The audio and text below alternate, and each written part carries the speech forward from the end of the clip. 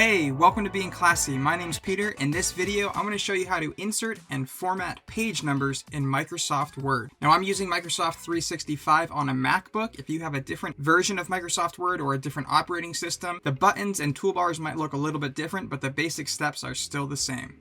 Let's jump in. So here I have a document with 3 pages in Microsoft Word. If I use the navigation toolbar on the left-hand side, you can see that there are no page numbers in the bottom or the top. So the first step, let's insert page numbers.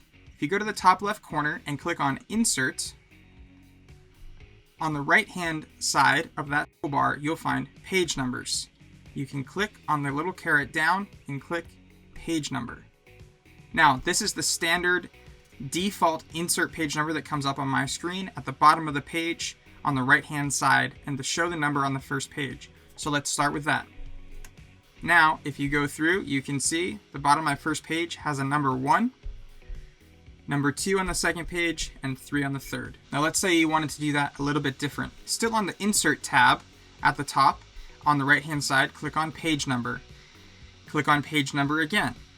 You can also default to go to the top of the page, and you could have it on the left. Let's try that. Now, I have 3 page numbers on the top left-hand side of my Microsoft Word document. I hope you found this video helpful in inserting and formatting page numbers in Microsoft Word. If you did, please give this video a thumbs up, share it with anyone else who might benefit from it, and don't forget to subscribe to our channel to stay up to date with all of our tech tips. Catch you in the next video.